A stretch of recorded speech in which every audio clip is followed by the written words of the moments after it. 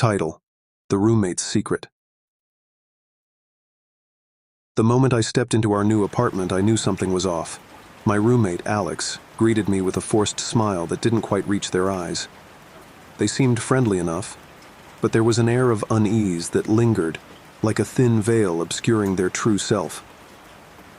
Over the weeks, I noticed peculiar habits. Alex had a locked room, which they insisted was strictly off-limits. It intrigued me, but I respected their privacy. However, as days turned into months, my curiosity grew insatiable.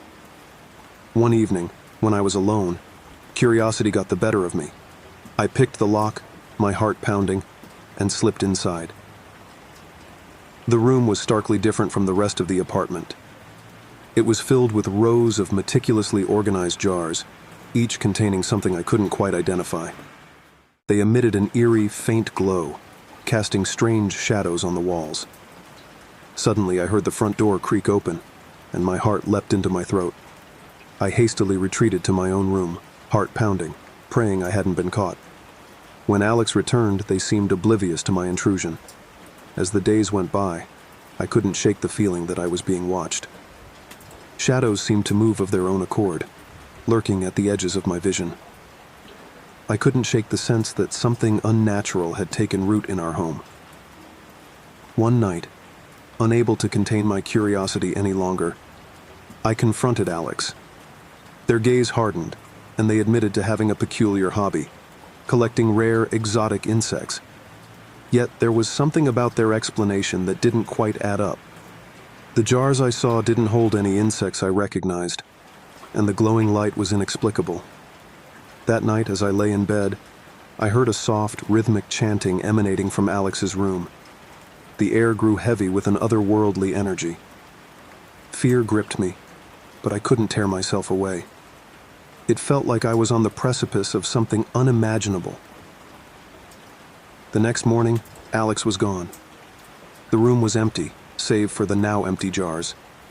I searched for any sign of them, but it was as if they had never existed. To this day, I can't shake the feeling that I stumbled upon something far darker than a mere hobby. The empty room haunts my dreams, and the memory of Alex's enigmatic secret lingers, a chilling reminder that some mysteries are better left unsolved. Title: The Pilfered Trust. Living with a roommate can be challenging, but I never imagined the true horror that awaited me when I moved in with Sarah. She was charismatic, with an infectious laugh and a seemingly boundless enthusiasm for life. Little did I know, beneath that cheerful exterior lurked a dark secret. At first, I dismissed the small things that went missing: a misplaced earring, a favorite pen. It was easy to blame forgetfulness or carelessness. But as weeks turned into months, the disappearances became more frequent, more deliberate. I tried to confront Sarah, tiptoeing around the subject, hoping to avoid an awkward confrontation. But she always feigned innocence, offering a convincing display of surprise and concern. I began to doubt myself, wondering if I was simply misplacing my belongings in my own home. One night, unable to sleep, I decided to investigate. I waited until the apartment was shrouded in the suffocating silence of the early hours. Slowly, I crept into Sarah's room, heart pounding in my chest. What I discovered was a room filled with trinkets, a bizarre collection of items strewn across her bed and shelves. There were my earrings, my pens, and so much more. Things I hadn't even realized were missing. The room felt like a grotesque museum of stolen trust. In that moment, the facade shattered, revealing a twisted grin on Sarah's sleeping face. It was clear she thrived on the thrill of pilfering, relishing in the power it gave her over me. Terrified and betrayed, I knew I had to leave. But as I turned to go, a low chuckle filled the room, sending a chill down my spine. The voice didn't come from Sarah. It came from somewhere else entirely. I fled the apartment that night, leaving behind the twisted enigma that was my roommate. The memory of that chuckle still haunts my dreams, a reminder that darkness can hide in the most unexpected places, waiting to steal not just our possessions, but our peace of mind. Title: The Roommate's Deception. I moved into the cozy 2-bedroom apartment with high hopes and a limited budget, and I thought I had hit the jackpot when I met my new roommate, Lucy. She was friendly, welcoming, and everything a roommate should be. But little did I know, behind her affable facade, a sinister secret lay in wait. At first, everything seemed normal.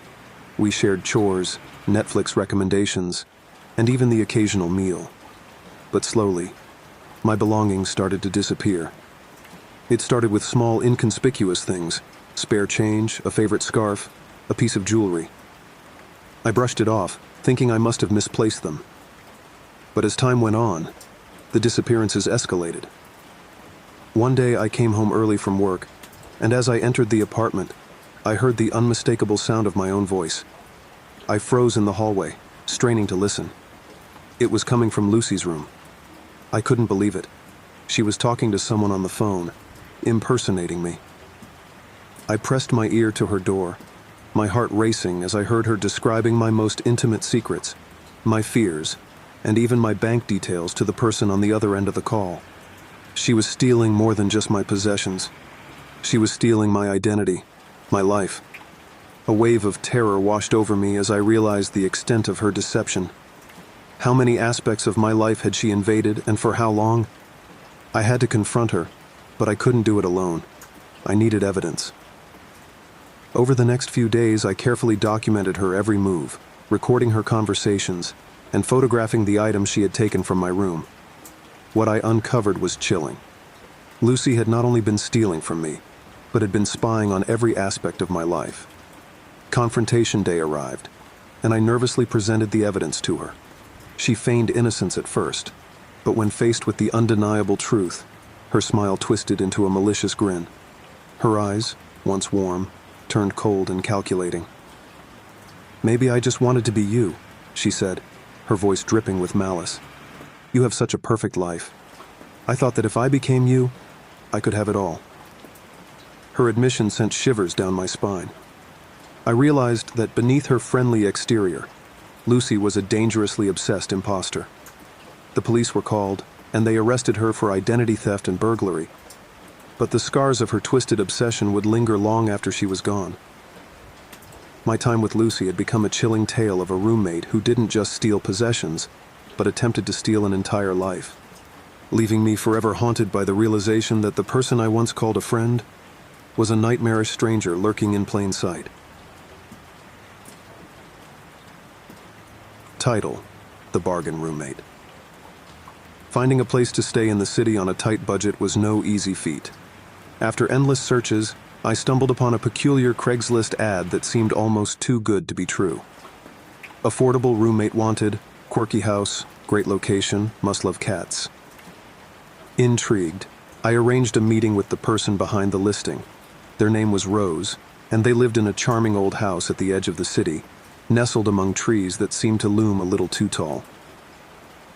Rose was friendly, if not a bit eccentric, with a penchant for vintage clothes and an ever-watchful tabby named Mr. Whiskers.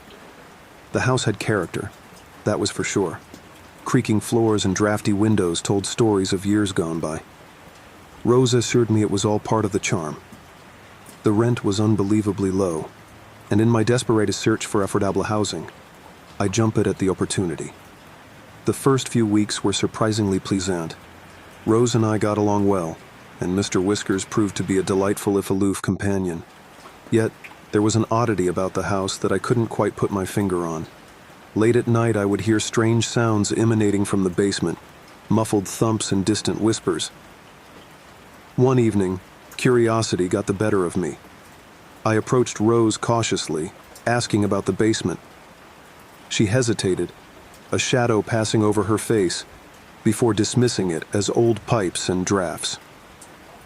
As time went on, the peculiarities of the house became more pronounced. Objects would shift places overnight, and I could have sworn I heard faint laughter echoing through the halls. I chalked it up to the quirks of an old house, but a nagging unease settled in my chest. One particularly stormy night, as the wind howled outside, I ventured into the basement. The air grew colder with each step, and a musty scent filled my nostrils. There, in the dim light, I saw something that made my blood run cold. The walls were covered in faded photographs, hundreds of them, each depicting different people in various stages of life. Some were smiling, others solemn, but all of them had one thing in common. Their eyes were obscured by a thick, black ink. I rushed back upstairs, heart pounding in my chest. I confronted Rose about the basement, about the photos, but she dismissed it with an eerie calmness that sent shivers down my spine. They were just visitors, she said softly. No longer needed. That night, sleep eluded me. I lay in bed, listening to the storm outside, my mind racing with questions and fears. The truth hung heavy in the air, and I knew I couldn't stay. The next morning, I packed my belongings in a frenzied panic, determined to leave the house behind. As I turned to go, I caught a glimpse of Mr. Whiskers, his eyes fixed on me with an intensity that sent a chill down my spine. I never looked back. The memory of that house and the unsettling truth that lurked within its walls haunts me to this day. I learned a valuable lesson about the true cost of a bargain and the darkness that can hide behind a seemingly affordable price tag. Title: Roommate's Deadly Obsession. I had always been the type of person who preferred to live alone, but when financial constraints forced me to seek a roommate, I had no choice but to accept the first offer that came my way. His name was Mark, a seemingly ordinary guy in his mid-30s. He had a pleasant smile and made a good first impression. Little did I know that the smiling facade masked a chilling secret. The initial weeks were uneventful. Mark and I coexisted harmoniously, sharing household chores and occasionally chatting about our interests. However, a series of odd occurrences soon shattered the tranquility of our home. One evening, I returned from work to find my personal belongings disheveled and misplaced. My laptop, which I'd left on the kitchen table, had been tampered with, and my journal, hidden under the mattress, was mysteriously open to the page where I had written my deepest fears and insecurities. I couldn't help but suspect Mark, but he dismissed it as a simple misunderstanding and swore he hadn't touched my things. Despite his assurances, strange things kept happening. My food started vanishing from the refrigerator, and my clothes occasionally went missing. My trust in Mark began to wane as these incidents intensified, and I decided to investigate further. Late one night, I pretended to be asleep, carefully listening for any sounds that might reveal the identity of the person tampering with my belongings. It didn't take long for me to hear Mark moving about the apartment. I couldn't make out the words he was muttering, but his tone was sinister and filled with malice. Fear crept over me as I realized that Mark was not just invading my privacy. He was planning something sinister. I knew I needed to act fast to protect myself.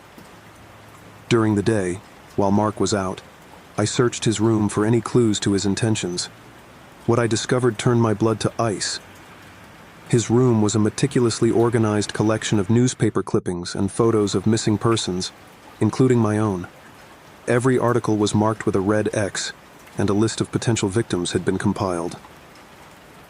My name was at the top. Dread overwhelmed me as I realized Mark was not just a common thief, but a dangerous psychopath who had been stalking and planning to harm me. I had to leave, but I knew I couldn't simply pack my bags and walk away, not with Mark watching my every move. With trembling hands, I formulated a plan to escape his clutches. I contacted the police and provided them with the evidence I had found in Mark's room. They assured me they would act swiftly and discreetly to apprehend him.